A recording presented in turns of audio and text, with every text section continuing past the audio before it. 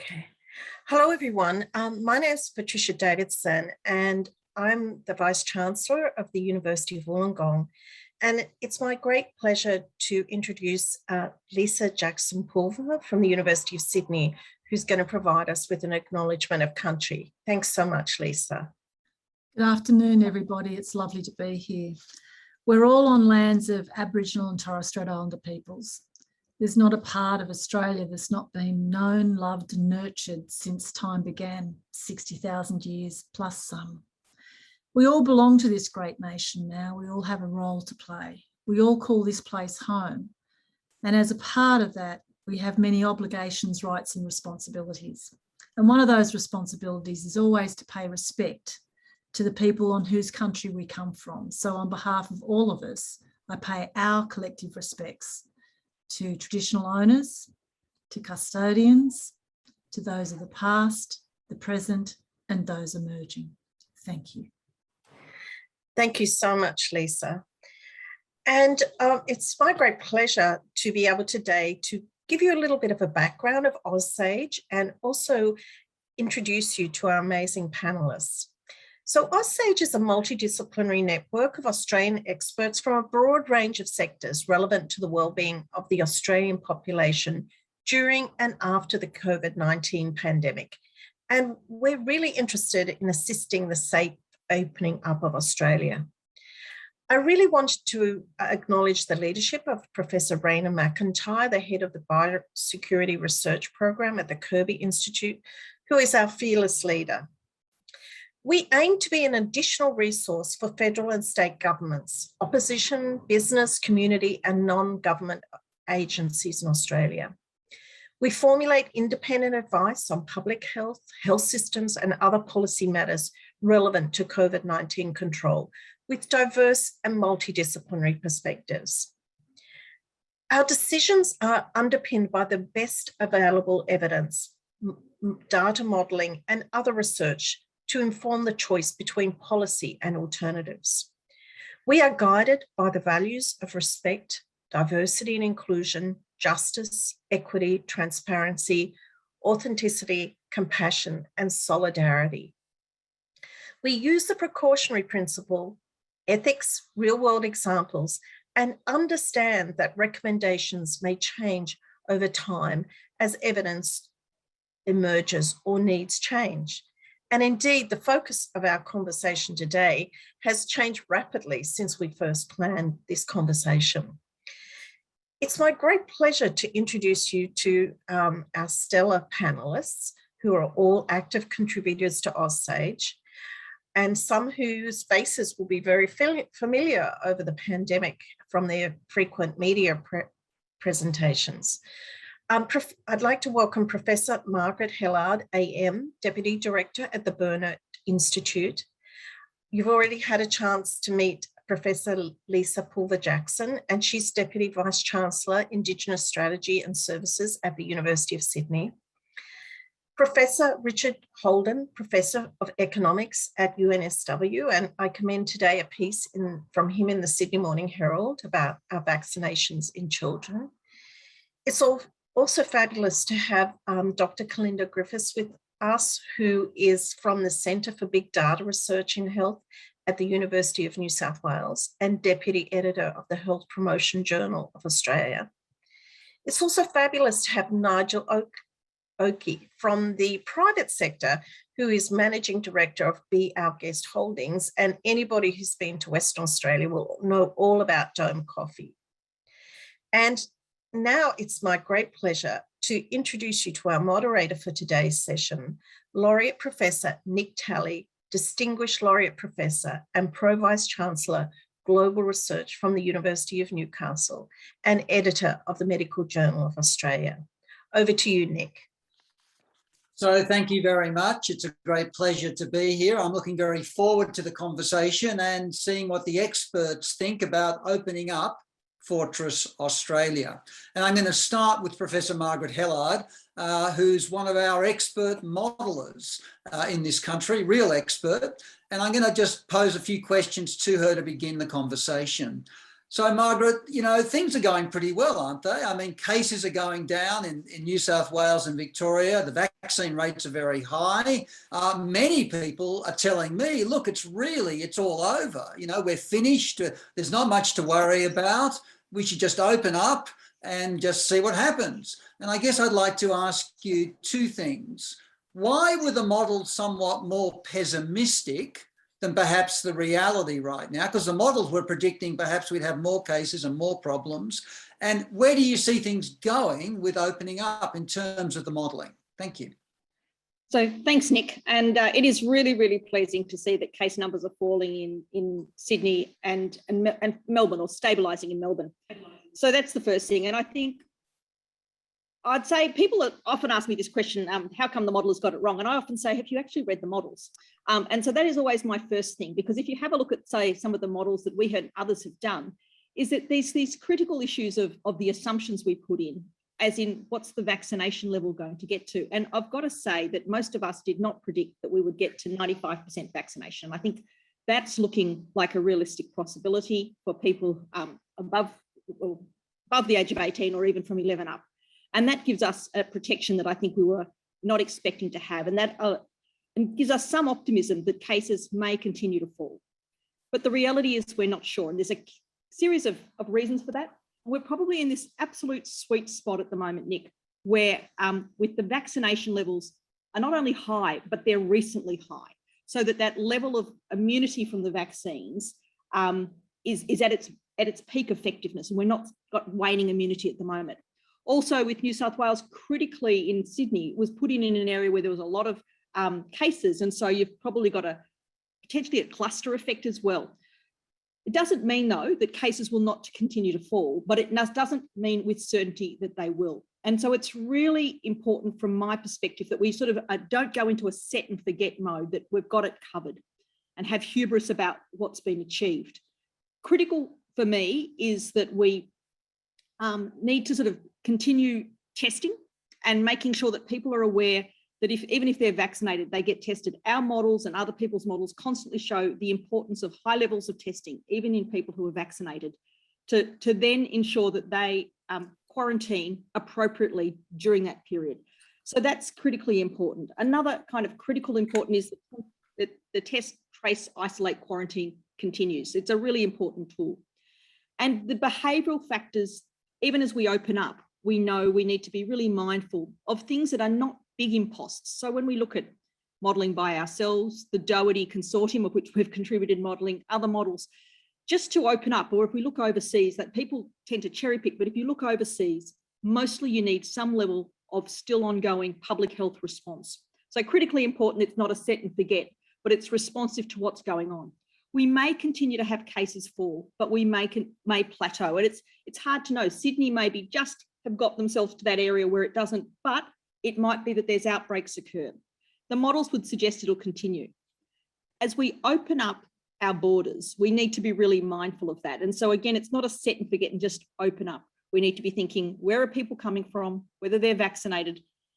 Quarantining and testing home-based makes a lot of sense if we can. And for those people that aren't vaccinated, do we have purpose-built quarantine facilities and those things? Vaccine waning immunity is real, but booster doses are also real. So that's a positive. Treatment to stop people from getting sick if they're hospitalised is coming and will have an impact. So these are really positive things. But we may get variants. So the future looks, in my view, positive, and I think we can be positive about it, but it's not a set and forget scenario. And I think it's just really important that people understand that and we keep on talking about that. I love it when people say we've got the models wrong, and I just say, no, the idea is for people to break the models. So for me, if I model at 80% to 90% vaccination, we get to 95%, I'm very happy that our models might be slightly out. If I say that people are going to test in the model an assumption of testing of a certain frequency and they test more, I love seeing that part of the models being broken. I much prefer them to be broken in that direction than in the wrong direction. So that's my thoughts on it so far. So thank you. So do you think the testing is going to be adequate then for returning international passengers? Because as I understand it, they have to test before they get on the plane and they have to be doubly vaccinated at the moment. But when they get off the plane in Sydney, for example, I understand that testing isn't required necessarily at that time. Is that an appropriate model of response we should be doing? It seems to be varying between jurisdictions and also what people are saying, Nick. So I'm just going to go, I'm not 100% sure all the time. It seems to be a bit of a moving feast. I think it's a really good idea, and the models would suggest to test before you leave and that you're vaccinated. I do think that if you're testing on arrival makes a lot of sense, and also testing at some stage before you're wandering through the community. These things to me make sense, because at the moment when you've got, say, a relatively high number of cases in the community, you might say, well, one overseas case makes no difference. But that could make a difference. And Lisa and others will speak to this depending on where you're going, because it's not like it's got an equitable 80 or 90% of vaccination. So I'm a believer in testing to help control the pandemic and to know where things are going. Thank you. Can I just remind the audience, if you want to ask questions, please put them in the chat. We're happy to try and answer some of those questions later on. So please put any questions in the chat and we'll do our best to get to some of them if we can during this session. I'm going to turn to Dr. Kalinda Griffiths, and thank you very much, Kalinda, for being here.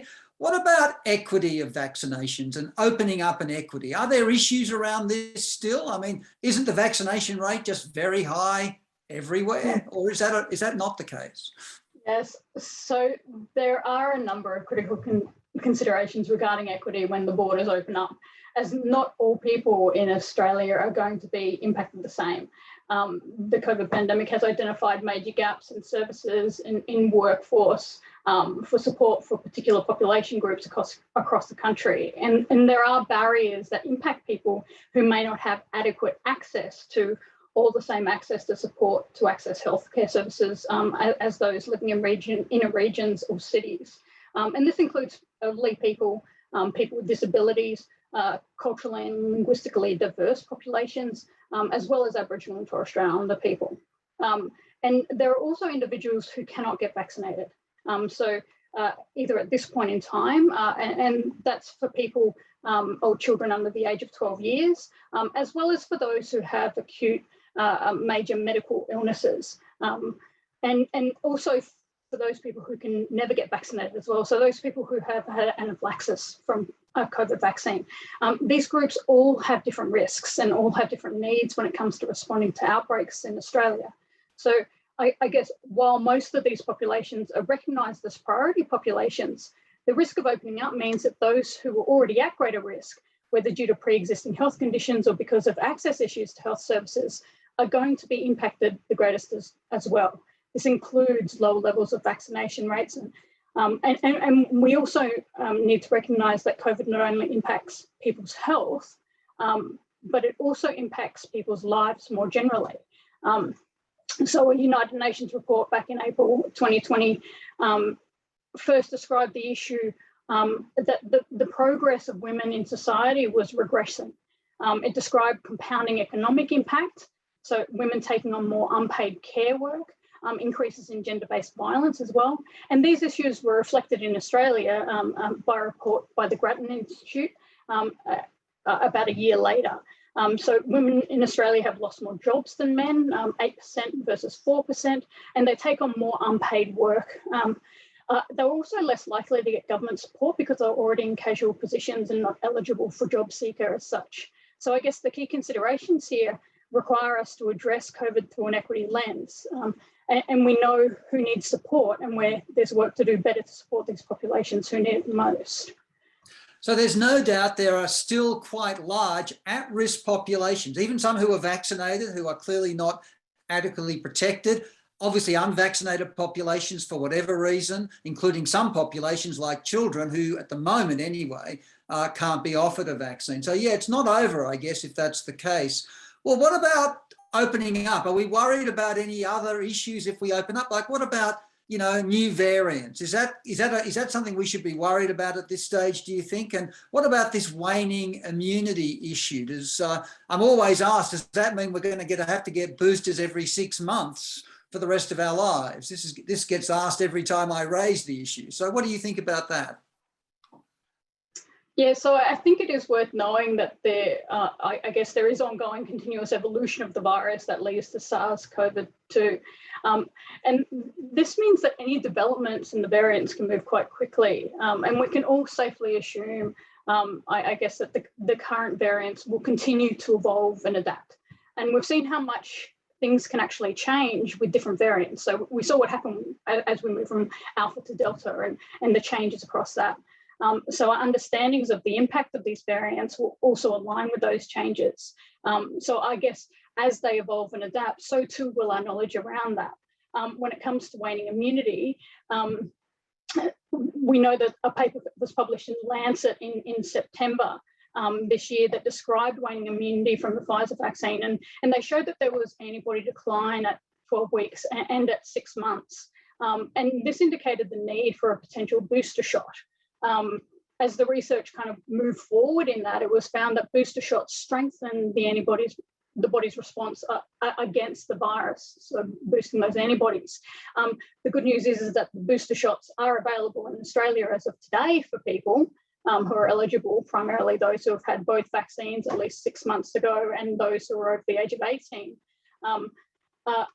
But there's also the question mark around those people who are immunocompromised. And so there's also a third priming dose that's also been recently approved by ATAGI as well.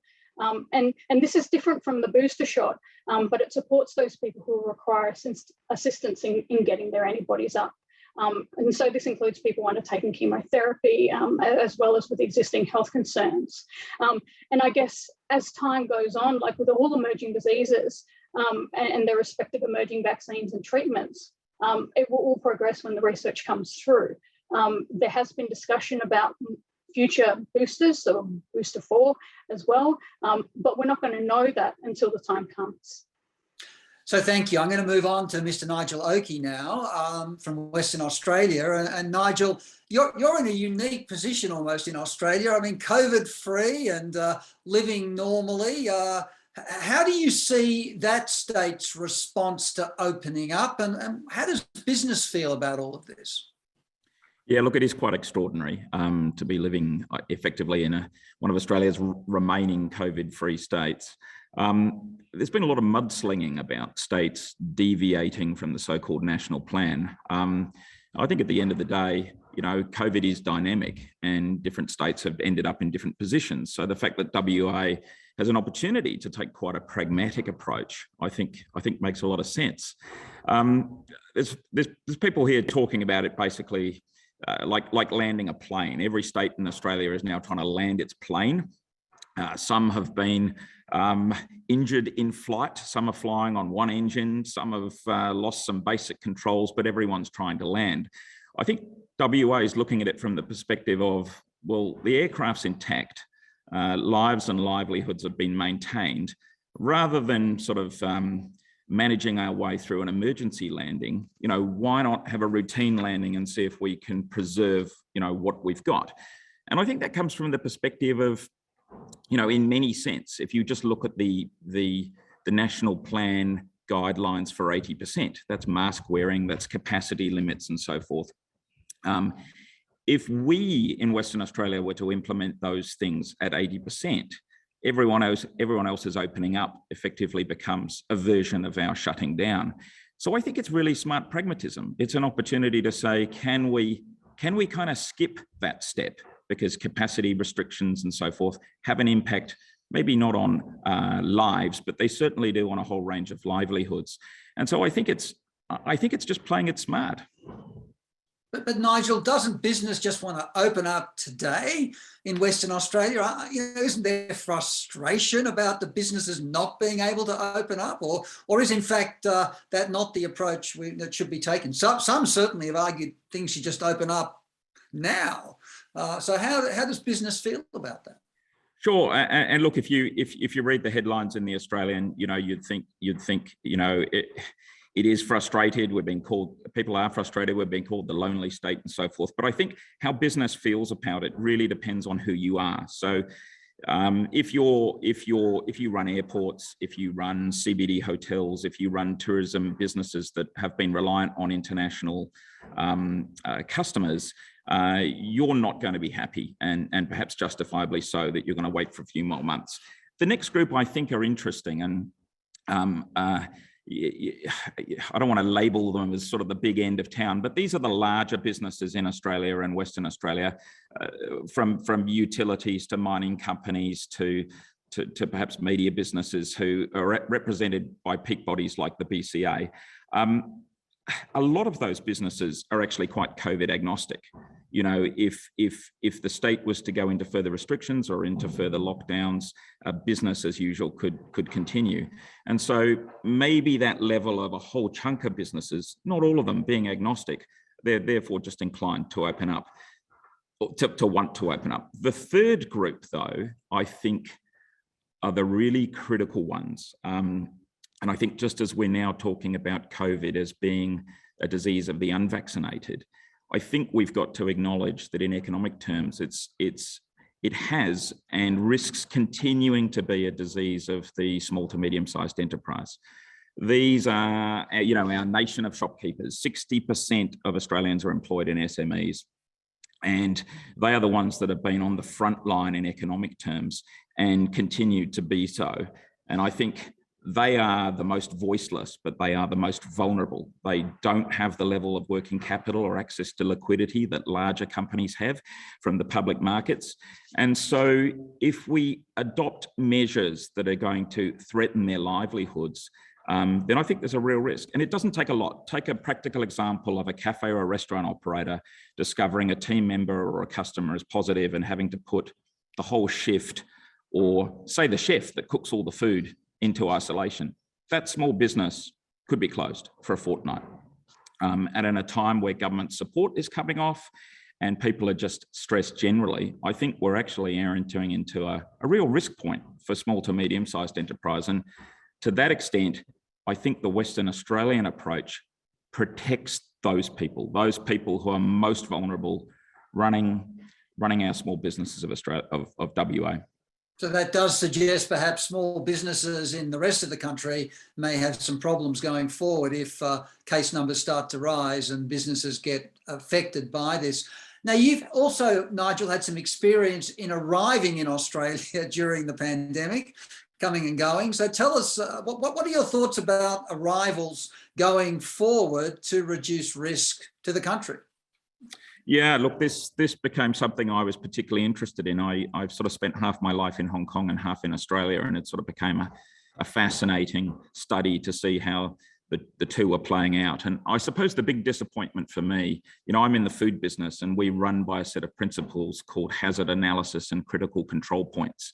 And essentially you analyze hazards in a food business and then you clamp down on the control points that give rise to those hazards. And I think the two critical control points that we neglected in Australia last year that led to the problems we've had in the last 5 months.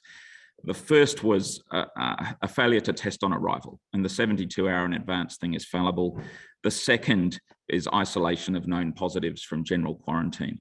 Now, the second might not be as relevant potentially as we move into an opening up phase, but as we look to Europe and other places who have had 2 or 3 months now of, you know, open borders, we're starting to see cases and the winter's looking, you know, a little bit grim. So if you're a place like Australia where we've got relatively overall low community transmission, and it's only going to come going forward from those travelling, why on earth wouldn't we seek to nip that control point, you know, in the bud? We've heard from Kalinda about the risks of waning immunity and new variants. And if this, once again, like Delta was last year, potentially going to be the next gas in our coal mine, why on earth are we kind of going into this next phase without the canary? Again, I've got to applaud where WA is headed. It's, I think, the only jurisdiction now in Australia that has decided to do testing on arrival for both domestic and international arrivals as part of our opening up plan. And I ideally hope the rest of Australia could do that, because it's unfathomable that we would repeat the same mistake that we made last year when it only took one limo driver, as we know. And I must say, I share your sentiments about not testing or the risk of not testing when people are arriving. It does seem to me to be a rather important piece in addition to the vaccination and testing before people start off their long journeys internationally.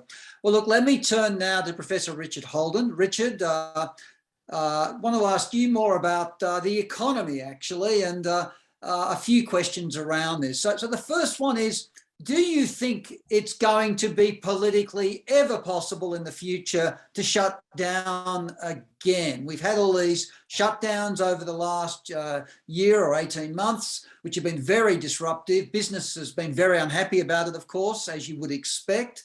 So do you see that that's ever going to be possible in the future? And I guess the counter question then would be, well, if it's not going to be, what will happen if our case numbers really do rise very, very high and we start to see real problems? What should we do then? Richard.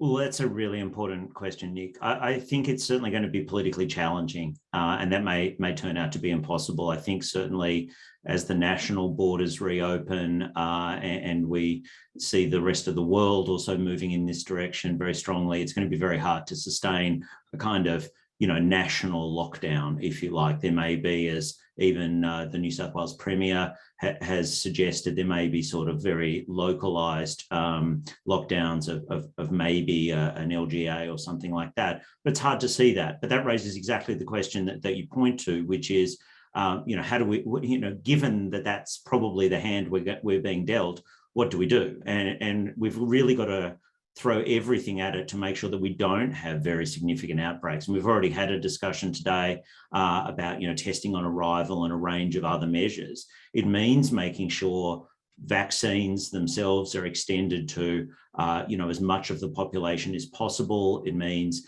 making sure that there's vaccine equity. It means making sure that there are boosters available and are encouraged for the whole population that are able to take advantage of them. And it means doing all these other things, the sort of plus in Vaccines Plus that OzSAGE often talks about, which is making sure that in our schools there's clean air, in our workplaces there's high quality air. It means using masks in certain environments, particularly say on public transport and others. So it means doing all of these things before we get into the situation of a big outbreak. I mean, one of the things I should say that Australia did very well last year is we managed to close down the international border and stand up contact tracing and testing regimes before there was a really severe outbreak. That put us in an incredibly strong position to be able to deal with the pandemic in a way that few other jurisdictions were able to.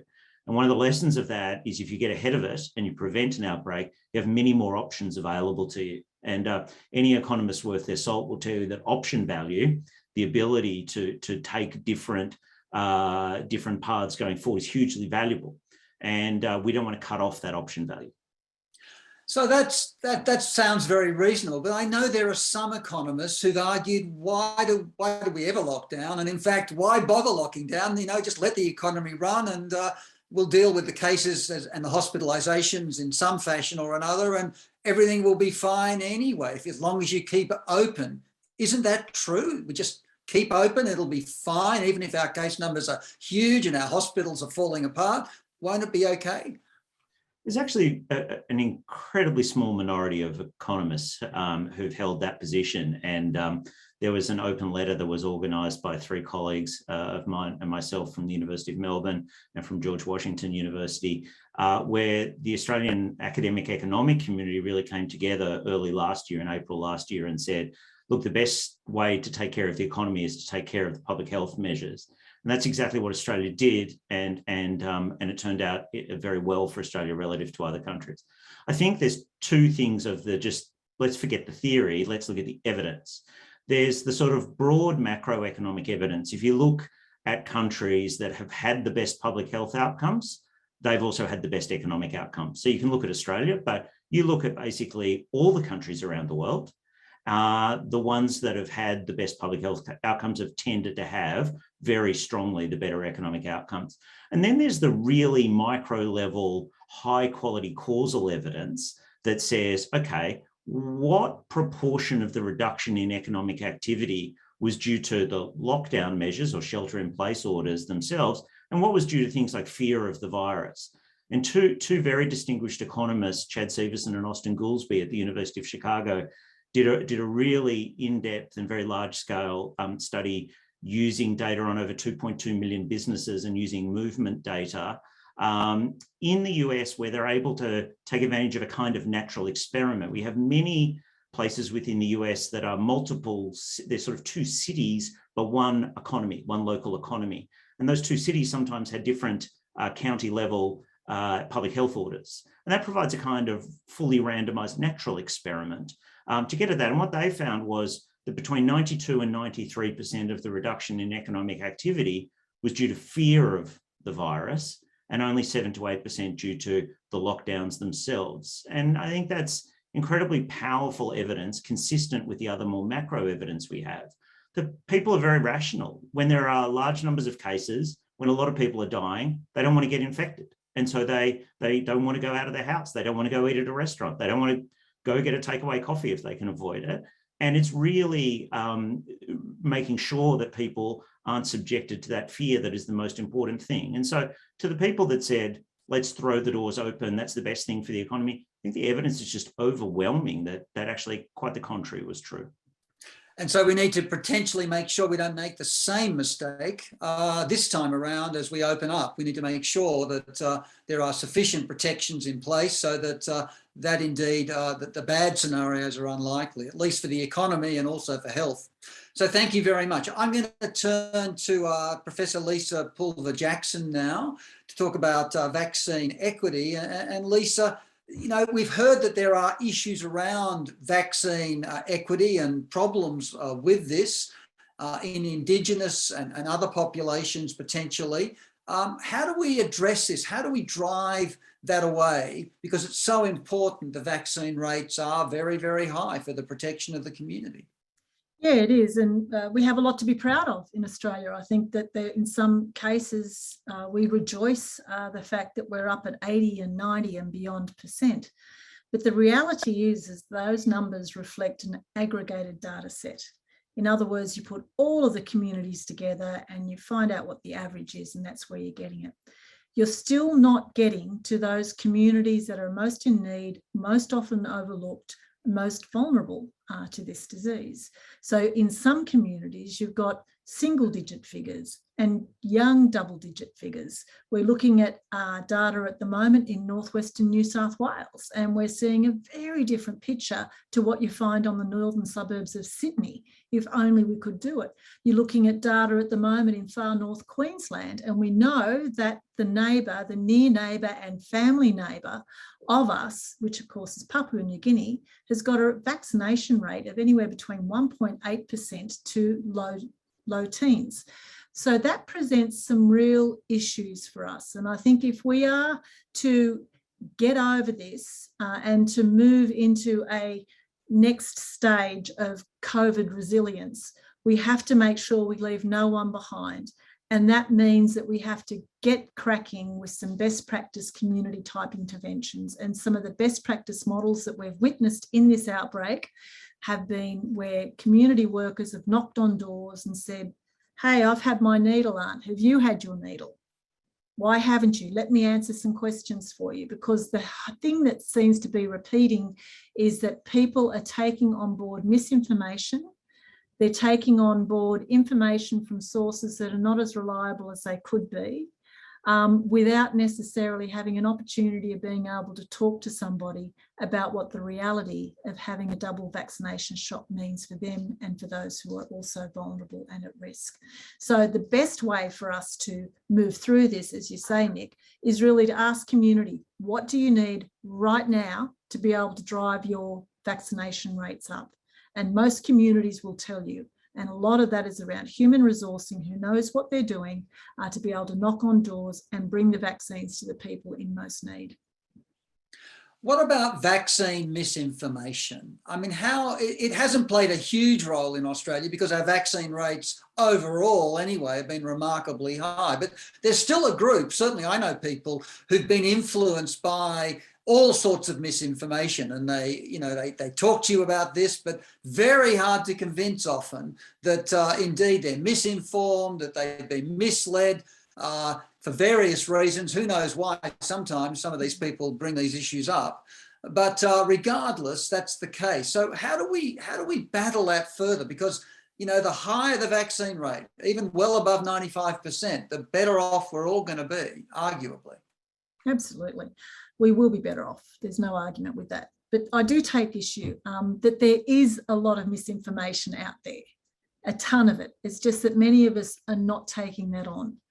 In my area, which is the inner west of Sydney, there have been letterbox drops of people citing all of this evidence and information. It looks really quite credible, you know, really glossy brochures, lots of impressive looking scientific literature about the dangers of vaccine and of injecting foreign substances into one's body that can affect children forever and ever and ever.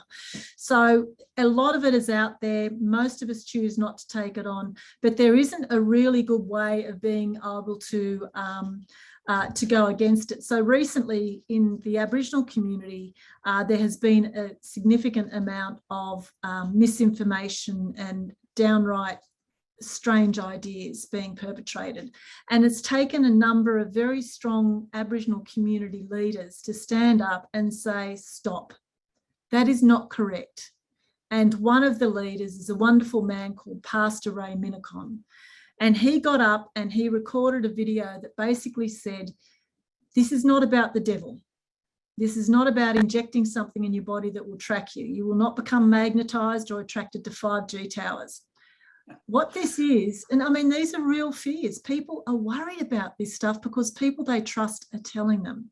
But a lot of people trust Father Ray and other community leaders. And he said, this is an act of love.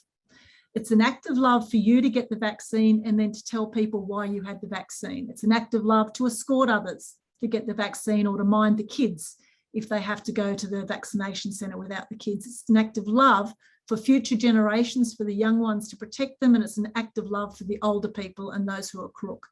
And so getting that message out in a voice that people can hear and understand and appreciate and follow and trust is critical. And this seems to be a little bit of the message that is not getting across as well as it should be.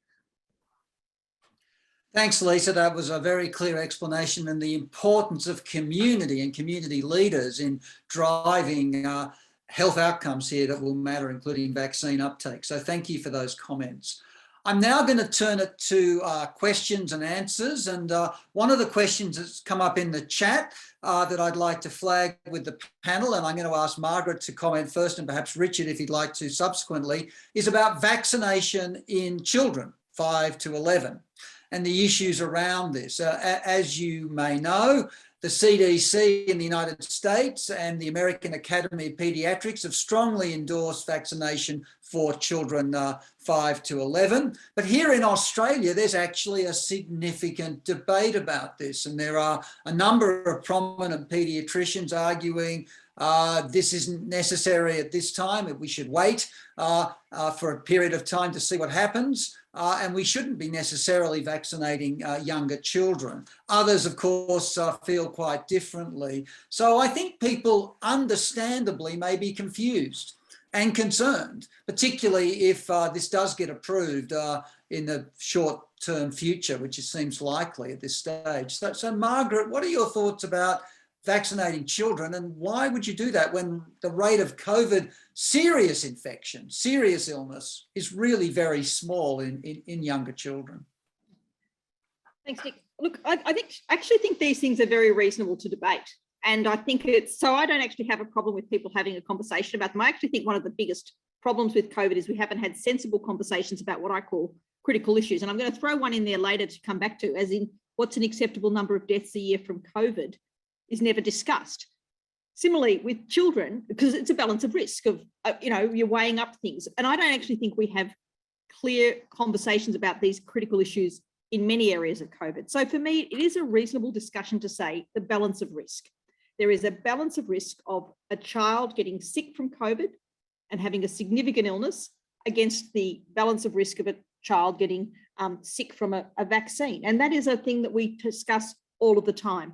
And then you can then say, and then do we throw in, or is it appropriate to throw in the benefit of getting vaccinated from not just illness, but also sort of certain social things of being able to stay in school, So critically important, so that you're not having school disruptions and educational disruptions. Also the balance of, and is this, when one thinks about for children, the issue of a child transmitting infection to a family member. And people will say, well, that's actually not the child, that risk shouldn't be taken into account for the child. But if that's a critical family member in terms of care in a vulnerable or a key population, maybe that is something we need to sort of take account of. So there's not an absolute, I always think it's like, I don't know why people always think there should be an absolute yes or no answer, but to me, then say, where's the benefit, where's the risk? Clearly vaccinating children reduces their likelihood of getting COVID and reduces their likelihood of getting sick and reduces their likelihood of passing it on to family members and reduces their likelihood of having school disruptions. Is that all weighed against a risk of the vaccine? Most people would say the data is falling on the balance of the benefit of vaccination, but I can understand people having an argument about it. I don't think it's unreasonable to have that discussion. I think then we need to sort of say, well, overall though, on balance, where do the majority of people think things lie? Anyone else in the panel like to make a comment? Richard, would you like to comment on this at all? I think Margaret framed it really beautifully there, not only about the importance of having the discussion, but about saying there's a balance at the individual level, but then there are what economists like me would call these externalities, the effects of not being vaccinated on other people. And that they should be taken into account in thinking about public policy for making these kinds of things. So if we're not vaccinating 5 to 11-year-olds, then, you know, that is going to lead to other people getting infected. It is going to lead to school closures. Today, there are 21 schools that are non-operational in New South Wales as a result of this while they're being cleaned. Those have impacts. Those have real impacts. They have impacts on kids' learning. They have impact on teachers. They have impacts on the ability for parents to plan and to be able to do their work. They have impacts on mental health and other things. So I think we need to take a holistic view of the costs and benefits of doing things. And I just lastly say that many of the same people who are saying, let's wait for more evidence, who say, well, I don't know about 1 million or maybe 2 million, 5 million, let's wait for 10 million jabs to have been given overseas. This is the same, it's not a race mentality. There was a complete disaster when it was invoked for vaccination earlier this year and last year, and I think it would be a mistake to do that again. Well, thank you. There's a couple of excellent questions here around herd immunity. So I guess, Margaret, I'm going to come back to you on this. So, you know, 80% vaccination, doesn't that give us herd immunity? And if it doesn't, why doesn't it? Isn't that enough? And therefore, can't we just open up and not be too worried? So put simply, no, it doesn't. 80% vaccination of people over the age of 16, which was the data, did not and does not give us herd immunity, because it's only really 60-something% of the community vaccinated. And getting back to the points that Kalinda and Lisa made really well, it's also, there's an inequity in terms of it doesn't mean that it's an equitable 80%. It's not homogenous. So that's the first thing. We don't know what herd immunity looks like. Nobody does. But you're beginning to think you're probably getting there when you've got above 95% of people vaccinated. Certainly that looks like that, but we've got this issue of waning immunity. So I actually think we have to decide for now with COVID, there is no such thing as what we would classify as the perfect herd immunity, because put simply, Nick, is we don't know for certain, and nobody's achieved what we would call that herd immunity thing yet. I would imagine if we're sitting at consistently above 90% coverage overall. So that's not just the above 60s, the above 16s, which gets us really down to sort of less than 80%. If we're then having still quality contact tracing, quality systems in place, and whenever you look at these models, people seem to forget that they often will say low public health measures, and you say, well, what does that mean? Perhaps masks indoors. Until we have another generation of vaccines that will come through. Plus, we need to keep an eye on the variants. So for me, critically, we just need to not have hubris. It's really hard with this virus. And I was on a modelling call sort of an hour or two ago where I'm not a modeller, to be perfectly honest. I work with models I trained, but was not as good as them. This ability to think we can control it really well, that we can get an equipoise of 100 or 1,000 cases a day in the community. It's really hard to sit there with COVID and not have it suddenly get away from us. And we just need to be mindful of that we don't necessarily get to control this. So we must be very careful about this concept of herd immunity at this stage. Doesn't mean that in a couple of years' time, I'll have something different to say. I'm allowed to change my mind when vaccines improve and evidence improves. Thank you. I want to turn to vaccine equity again, Kalinda, and talk not about just Australia, but the region and the rest of the world. There's a question here about, well, hang on, we're giving boosters in Australia, but what about the rest of the world where there are so many people unvaccinated and the risk of variants very high for emerging? And of course, if we get a vaccine escape variant, which we haven't so far, thank heavens, then we could all be in real trouble unless a better vaccine comes along. So what do you think about this argument about, well, should we look after ourselves or should we look after the rest of the region as Australians, as responsible world members? So what do you feel about this, and how do we address this tricky issue? Because it is tricky. It is a very tricky issue, Nick, and I think that it's an either-or answer. We do need to be able to support and ensure that we have everyone vaccinated with their booster shots. The point of the exercise of this is to make sure that everyone in Australia is protected as highly as possible. And so in that, it is ensuring that we've got those people who may not necessarily have access to vaccines are supported in getting that. And Lisa spoke to some examples of that. When it comes to international work, I think that we can do better. So the report coming out of the OECD, so the official development assistance, which provides the funding for people over 2019-2020, saw a decrease coming from Australia in that aid support. And so I think that we can improve our efforts on that front. But I haven't been at the table with the discussions around how we can better do this. I'm sure that there are discussions occurring, but this is a humanitarian crisis. COVID-19 is a global issue. And I think that we have internationally worked quite well together across the countries, but there is a lot of work to be done. And I think Australia has some weight to pull on that front, especially considering that we've reduced that funding. So two primary issues there, I think. One, we still need to provide those booster shots for people, but we also should be providing support for international groups as well, as they see fit. Yeah, I think you're right. I think if we don't support international efforts in a very big way, we're not going to be safe either. And it's our own interests as well as the interests of the region, etc. So well said. Lisa, any comments on this from your end of things as well? Yeah, definitely. Australians are absolutely determined travellers, and going into nations and countries that have got vaccination rates that are different to ours does pose risk to even fully vaccinated people.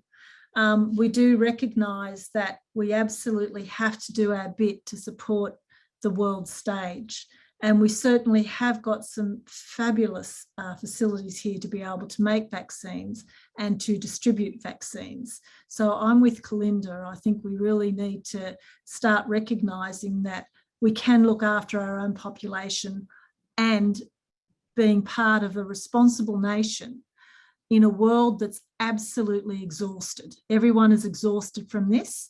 And at the moment, if you layer on all of the things that have been happening with food insecurity, with all of the work around climate, with all of the work around this pandemic, and it's not over yet. The pandemic is not over until it's over, and I don't think it'll be over for some time yet. I just think we have to recognise the exhaustion, and as a big nation who is maturing and has a significant role in this part of the world, we have to stand up and lend a hand. Thanks, Lisa. Now, I've got another question here, which I think is an excellent question for the panel. And I think, Margaret, I'm going to ask you this first. It relates to deaths. So what is an acceptable or expected number of deaths based on the model? So what's acceptable, what's expected? And, this would be adults and children. It'd be interesting to see what those numbers might look like. And do you want to comment on this? It's a big topic, so you'll have to, I think, be relatively brief, but yeah, a rather important one, I think. So I don't think it's for me to say what's an acceptable number of deaths. I think it's not. I think that's a community conversation, to be perfectly honest, as to what's a reasonable number of deaths. Do we classify that as about the same level of people who die from influenza each year? Do we classify it as the same number of people who die from road traffic accidents each year? We let people die of drug overdoses at much higher rates and do very little. So this is a community conversation which I don't think has been clearly had. But at the moment, the number of deaths, if we continue as we are, will be considerably more than those that die from influenza on average every year. And to me, are we calling that acceptable? I actually don't think we've had a clear conversation about this balance. And so for me, I know what's happening. I would go that in, Victoria, we're having, if we keep numbers as they are, we will have a certain number of deaths until we get better medications. Is that acceptable?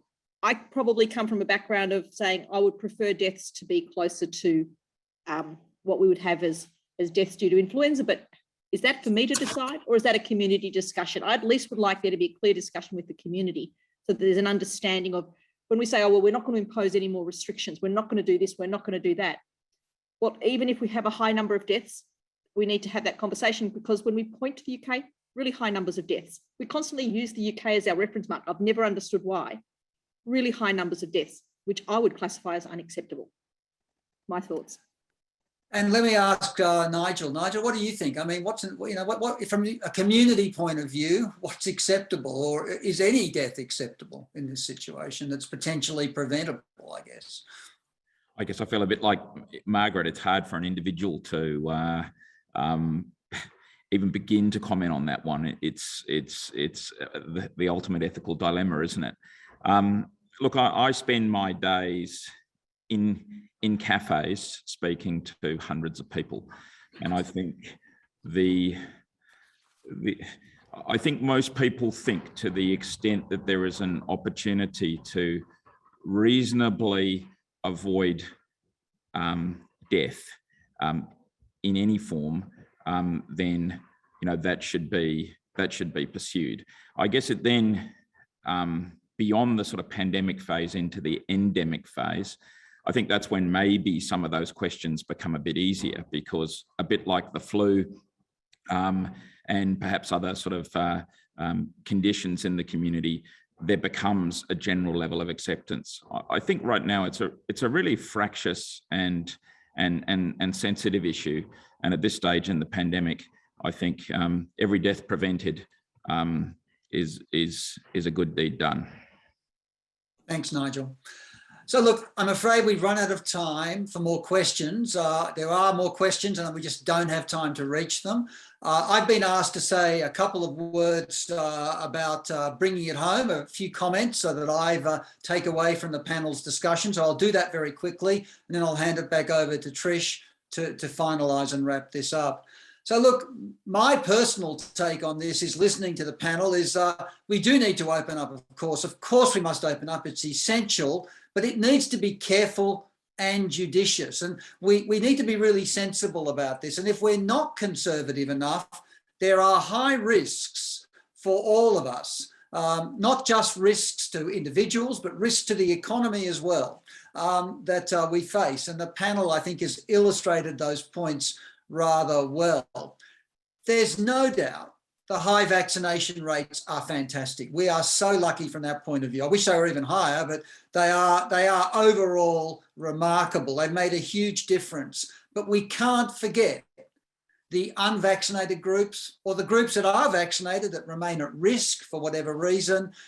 We really need to remember there are groups at risk, large numbers of people, and they'll be impacted if the virus runs rampant again, which I think the panel, from what I can take away from the comments, really feels can be avoided and would be certainly appropriate to avoid with appropriate vaccine plus measures. And the final point is, business sector and in the economy, they largely depend on the control of this virus. If this virus is out of control, actually we'll all suffer in every single way, including economically. And I take that away as well. So they're my sort of roll-up comments. There's many issues the panel touched on.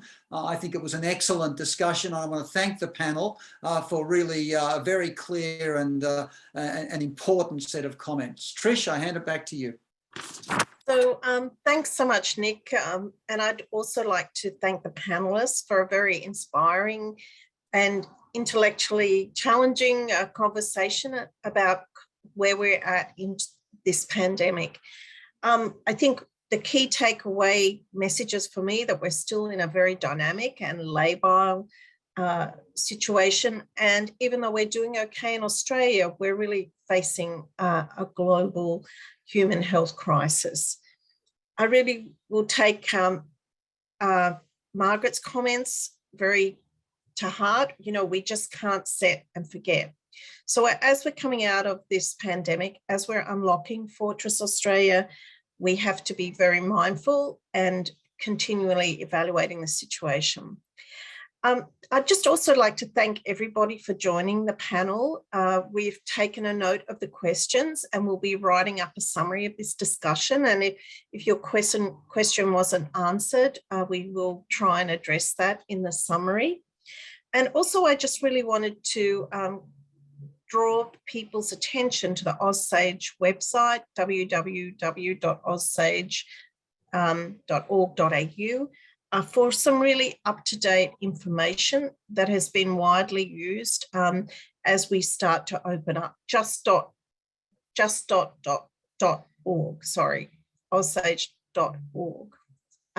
So there's some great resources there, and OzSAGE is an incredible group of individuals committing to making the world a better place through safe and credible information. So thanks so much, everybody. Thanks to the comms team who've organised this, and be safe and well, everybody.